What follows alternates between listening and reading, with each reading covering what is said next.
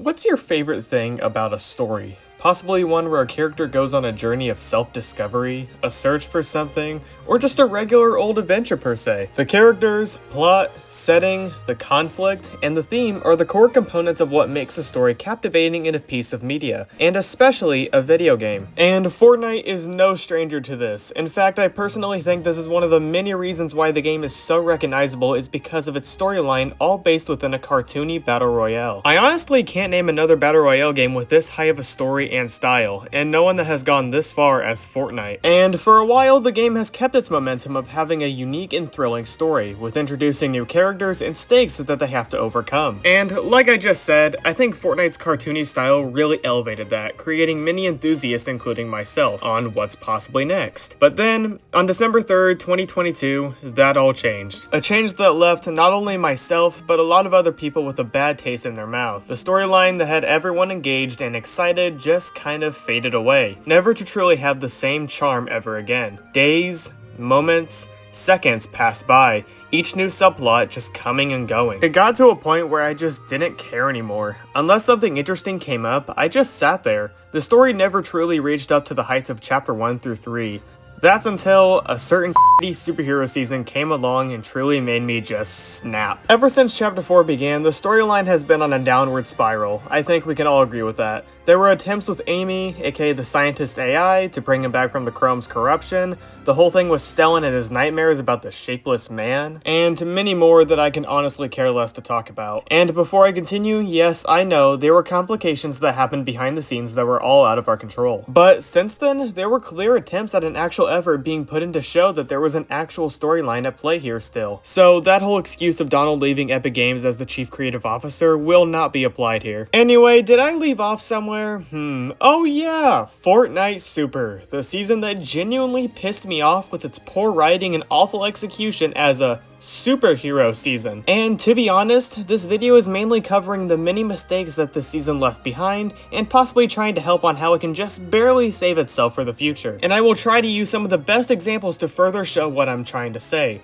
So, without further ado, let's begin to discuss what went wrong in the atrocity that is Fortnite Super. One thing I want to get across throughout this whole video is that I'm only talking about Super Shit's storyline, not the actual gameplay itself. That's like the one thing that I want you to remember for this, is because the gameplay in Super Shit was just kind of decent. It got boring in so many areas that it was just kind of hard to count, and the lackluster summer event didn't help either. Seriously, why did Epic cook so hard on the last Fortnitemares, but then just to not give a damn about the summer event? Anyway, with all that aside, in order to begin to talk about this shit, let's begin with the end of Galactic Battle. Oh, also, sorry for the disappearance these past 2 months. College is a lot to get adjusted to, so, sorry about that. Alright, let's begin. We saved the day by successfully blowing up the Death Star, which, like, why is that explosion so small for such a large aircraft? Actually, how big is the Death Star? How big is the Death Star? Oh, damn. That's a pretty large ball. Point is, that explosion should have done way more damage than this. Although Epic has done this before where a large aircraft blows up and nothing major happens to the island at the start. Anyway, bits and pieces rain down from the Death Star onto the island, and one just so happens to smack down right onto the Spirit Realm portal, which for some reason releases a shockwave all across the landscape, which also causes the battle bus to lose its balloon and come crashing down onto the island. And no, if you're curious, no one dies on the battle bus, therefore not preventing the show from happening, but whatever, I guess. Anyway, Little Woot called in and asked Tim Sweeney if he could have his favorite superhero to save the day, that being Superman, because of the new Superman movie. Yeah, so it turns out that Shockwave gave everyone superpowers, I guess. And I actually do like this little detail in the back where it was Suntan Specialist and his pet gecko who actually fused together, which caused them to transform into this. Anyhow, this begins Fortnite Chapter 6 Season 3, Super Shit, which yet again features a superhero theme with the most poor execution imaginable. The trailer shows us these characters and a 2-second cutscene showcasing their powers.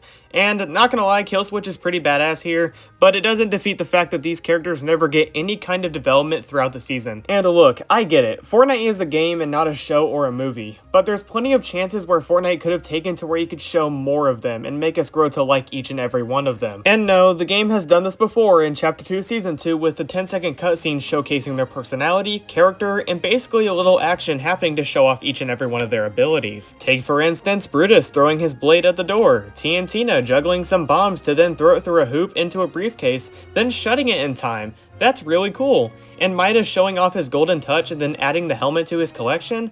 Man, that is awesome. It's simple, but it gets the job done. These cutscenes allowed us to see the characters' personalities and let us think about what they're like as a team. Super Shit doesn't do that. Instead, it just kind of forgets about them until the season's finale, which, oh boy, we will get to. One way to simply improve the Supernovas as a team is to show more of their character and what they're like as a team, instead of showing us one time via a season trailer. And to be honest, I just don't think their powers are all that cool. Haley Sky's ability to transform into whatever this thing is just kinda whatever. Morgan has the power of birds. She shoots birds out of her hands and even has the ability to turn into one. How cool and unique. Killswitch just tries to be in the Matrix and it doesn't work, not in the slightest. Like seriously, what's the point of you going slow when your opponents are going normal speed around you? It doesn't make any sense. You're literally giving yourself a disadvantage. Synthwave is honestly kinda cool. Her ability to shoot music from these gloves is kinda unique, I guess. Ziggy honestly cracks me up because he doesn't have any powers aside from being a human-reptile hybrid. And then there's Light Rider. She literally just surfs on a surfboard, made out of the stuff that we disintegrate into when we get eliminated. What do you even use to fight besides just evading and dodging everything around you? Eventually, more superheroes came around and I really don't even care to read them off, except f***ing Reboot Man. Are we actually joking right now? Did Timothy from Mrs. Whitman's class get chosen to pick out the name? I wouldn't be shocked. Anyway, aside from the Temu Avengers, let's move on to the actual story of this season. Maybe it's better than the characters? Nope, it isn't. Look, don't get me wrong, I love Daigo's progression as a character throughout this chapter, but man, they just kind of fumbled him this season. At the end of Lawless, we saw that Daigo was corrupted by something in the spirit realm and that somehow he made it back onto the island, but we won't discuss that. Maybe it was through the spirit realm portal, or like, I don't think they ever explained that, but the point is, Daigo is the main villain now. And in Super we see him held up in a POI named Demon's Domain, and I genuinely like the text lines that we see from him. He's clearly not in control of his body nor his actions, so that makes every one of his moments even better. Now, I'm currently writing this while in the beginning stages of Season 4, so things could change by the time I finish this script, but so far, the chapter has really never specified what truly possessed Daigo. Again, things could get revealed in the near future, but as of now, I don't see a clear antagonist to truly focus on here. And this is the time where I bring up the season finale because of one big thing.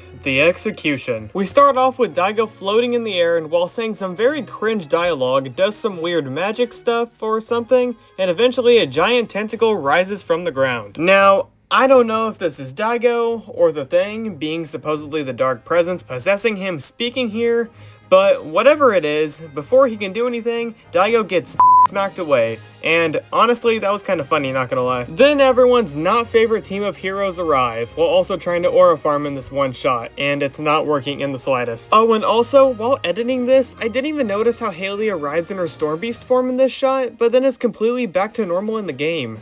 That makes sense. Then the battle begins, with everyone including the Temu Avengers shooting at the tentacle. And throughout the event, I had two big issues that really bugged me. One being how in certain segments, each hero would use their powers to severely damage the tentacle. And while I do think the comic book art style is actually pretty cool here, it just feels kinda lazy. Instead of us actually seeing them move and putting their best effort in to take the thing down, a PNG of them just kinda moves and speaks gibberish. How fun! Like, remember how Thor used Mjolnir to guide the battle bus up Galactus' arm? Or how Wolverine sliced all of the drones? Man, that season was awesome. Eventually, after a while, we beat the big and send it back to where it came from. But knowing Fortnite, it's not the end here. The music turns peaceful, thinking we won, but in actuality, we didn't. Not one, not two, but 3 tentacles rise out of the ground. And thinking we're about to enter into another fight, Superman comes down and lasers off a part of one of the tentacles. He then acknowledges the player and then destroys the other tentacles while also going around and destroying the other monoliths circling Demon's Domain. And remember how I said I had 2 major issues with this whole entire entire thing? Well, I think the whole Superman bit is, while epic as all hell, really just feels kinda cheap to end off an event. Like, he could have prevented this whole season from happening, but I guess he just waited for his time to shine, I guess. And also, what the hell was he doing for the past 3 months? Or why didn't he destroy all the other monoliths around the island? Why are these the only ones that matter? Another thing is the fact that it's a collab character that saves us, but Fortnite has honestly done this in the past where a character from another IP does something to intervene with the season. And honestly, I wouldn't mind if it was themed after something else. But here, it's the original superheroes with Superman. And it leaves me thinking like, man, it could have been someone entirely different. Someone original. I don't even know anymore, man. And then after Superman saves us, the tentacle that got sliced in half somehow produced bugs to start appearing, and now we're in Season 4. A Bug's Life. Look, the event was just kind of mid, but I honestly respect the effort that was put into it. Maybe if there was more development on the characters, or more on how their powers worked, then maybe I would care a little more, but what can we do, honestly? In my personal opinion, the live event should have been way longer than 7 minutes. I mean, they promoted this shit to be a huge story event, and given the file size, it wasn't the worst thing ever. One more thing I want to discuss here is what happened towards, I think, the middle of the season? I honestly don't care, to be honest, but basically, we got spoiled in the literal beginning of the season that the Ben 10 Academy was gonna fall to ruin or something. And as the time was getting closer, I was eagerly anticipating what was going to happen. Maybe the Biome and Demon's domain was gonna get larger, or maybe the Academy itself was going to take damage, or something even crazier was gonna go down.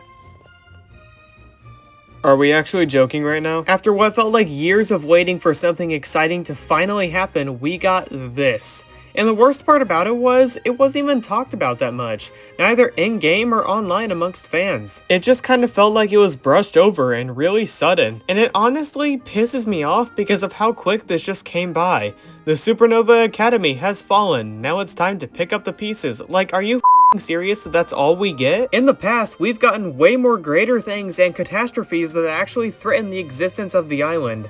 And now it just kinda happens without a dam in the entire world. And don't even get me started on the fact that we were supposed to pretend like this was not going to happen. The thing literally got leaked in the beginning of the season. And like what? Am I supposed to feel something by reading a speech bubble from a character or text lines from a quest? Yeah, no. Like seriously, Epic Games, how did you of all people manage to fumble this season? I mean, sure, the battle pass was absolute ass and the gameplay was boring, but you couldn't have done the pleasure of at least making the story somewhat entertaining. Come on. Super Shit had a lot going for it, and I'm actually being kind of serious with that statement. Sure, I wasn't too thrilled that we were getting yet another superhero season, but I had my hopes that it would at least be fun. And my hopes were quickly short-lived due to the reasons that I just discussed. I know I didn't really talk about the gameplay of the season that much, but if you want stuff about that, then there's other videos on that topic. I'm more of a person that talks about the story of this game and truly analyzes it for being one of a kind.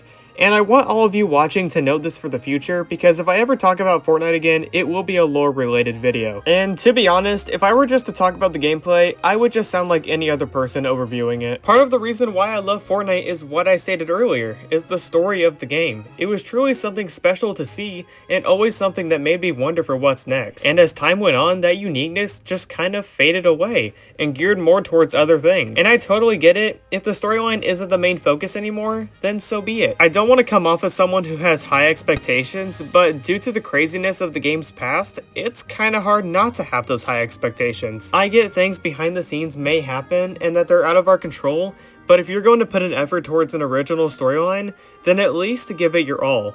And with true honesty, I can always respect Fortnite for one thing. They always try or seem to give their best effort, which is something you love to see. And I don't want to seem like a know-it-all or that I'm the chosen one, but to help the future of the game's ever-growing lore and story, there needs to be new things initiated. Trying new themes and not just recycling ones over and over again. The characters that are important need to have new arcs that are convincing and not contrived. And even after all of this, I still have a lot of respect for Fortnite for at least being one of a kind when it comes to having insane lore to discuss about. But for the love of God, Fortnite, please make the next main villain really memorable and amazing. I made a whole video on why that change needs to be made. Please, Epic, make Chapter 7 be an absolute masterpiece.